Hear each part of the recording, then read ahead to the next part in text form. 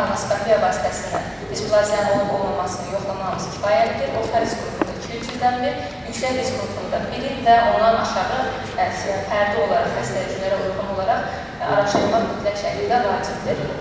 Displaziya iltihab bağırsaq xəstəliyi visible və invisible olmaqla, görünən və yaxud da görünməyən displaziya olmaqla 2 qrupa bölünür və bu da bizim endoskopik olaraq mukozal reseksiya, ECD və yaxud da cərrahiyə yönləndirməyimiz üçün çox önəmlidir. Və biz bu qrup xəstəlikləri necə seçə bilirik? Əsas endoskopik müasir endoskoplar vasitəsilə seçmək mütləqdir. Endoskopumuzun müasir olması çox önəmlidir. Çünki istər ağ işıqda, istərsə də xromendoskopiya dediyimiz boyalarla boyadıqda və virtual xromendoskopiya dediyimiz xüsusi endoskop rejimləri, NDI, ISCAN, BLI rejimlərin olması çox önəmlidir və aparılan böyük araşdırmalar nəticəsində məlum olmuşdur ki, endoskopik xromendoskopiya vasitəsilə displaziyanın aşkarlanması bizə erkən diaqnostika və erkən MR və yaxud da ECD vasitəsilə bağırsaq xərçəngi riskinin qarşısını alır və böyük cərrahi əməliyyatlardan xəstəni qurtarmış olur. Görünən displaziyalarda daha çox, yəni polipoid və polipoid olmayan lezyonların endoskopik raporlanması və klassifikasiyasının qeyd olunması çox vacibdir. Bu bizə MR, ECD və yaxud da xəstəliyin cərrahiyə yönləndirilməsi üçün ilkin addım olaraq dəyərləndirmə önəmlidir.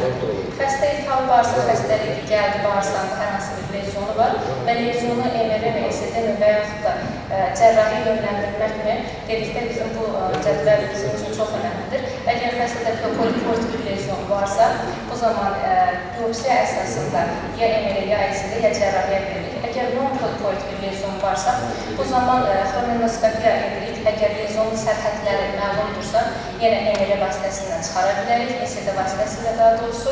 Yox, əgər sərhədlərimiz yoxdursa və biopsiyalarda low grade və high grade displaziya varsa, o zaman kolektomi dəyərləndirə bilərik. Əgər xəstələrdə iltihab bağırsaq xəstəliyində gördüyümüz psevdopoliplər varsa, psevdopolipləri çıxarmağa gerək yoxdur. Sadəcə endoskopik xromendoskopiya vasitəsilə 3-6 aylıq müşahidələrdə saxlayır. Endoskopik müalicənin prinsipləri dedikdə bizim əsas endoskopik müalicə daha erkən diaqnostika və daha erkən displaziyanın qarşısını almaqdır. Bu zaman bizə polipektomiya, MR, ECD metodlarını istifadə edirik. Polipektomiya daha sadə olan metoddur. Lezyon ölçüsü kiçikdirsə, sərhədləri aydındırsa və sadəcə səthi dəyişikliklərlə məhdudlaşırsa, bu zaman polipektomiyadan istifadə edirik. Bu xəstəmizdə biz baxdıq, abdominal ağrıları var idi. Bütün kolon segmentləri tam şəkildə normal idi. Sadəcə bir hissədə kiçik bir polip və polip ətrafında gördüyünüz kimi iltihabi sahə var idi. Həm biopsiya məqsədi ilə, həm də polipin çıxarılması məqsədi ilə polipektomiyamızı etdik. Əkməyə göndərdik və nəticə olaraq low grade displaziyalı polip və üsərətli kolit xəstəliyi aşkarlanmışdır.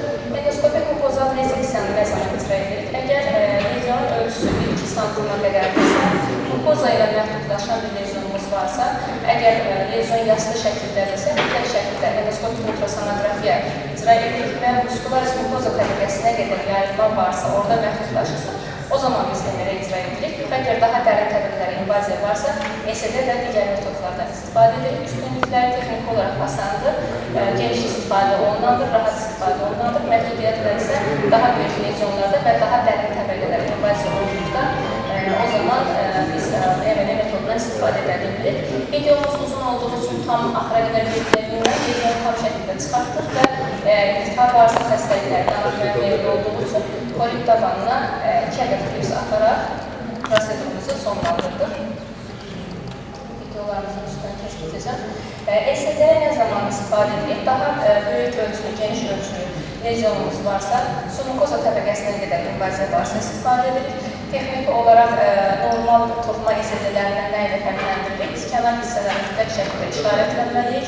İşarətləmədə məqsədimiz odur ki, normal bir lezyonda əgər bağırsağın digər toxumaları sağlamdırsa, o zaman tünel vasitəsilə getdikdə sağlam və xəstə toxumanı seçə bilir və rahatlıqla ayrılır.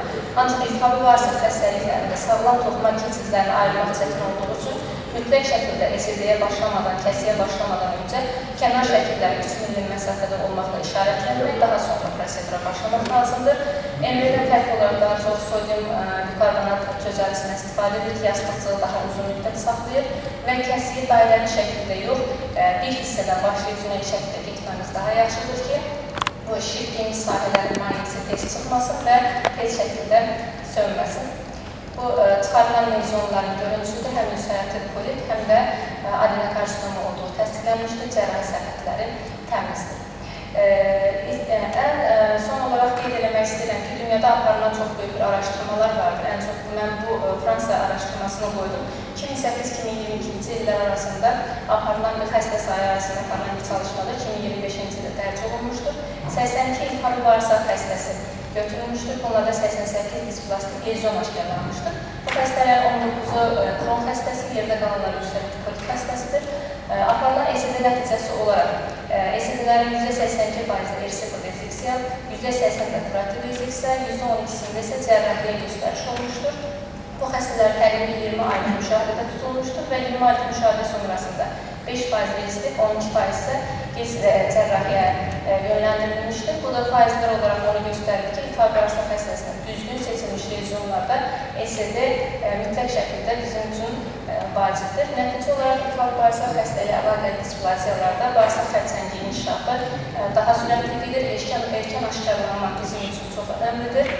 END və ECD vaxtında icra olunarsa, cərrahiyyənin qarşısını alır, müasir tövsiyələrdə görünən displasiya endoskopik müalicəni dəstəkləyir, müasir yanaşma fərqləşmiş risk qiymətləndirilməsində əsasdır. Biraz sürətli danışır ama. Rahman, sağ olun.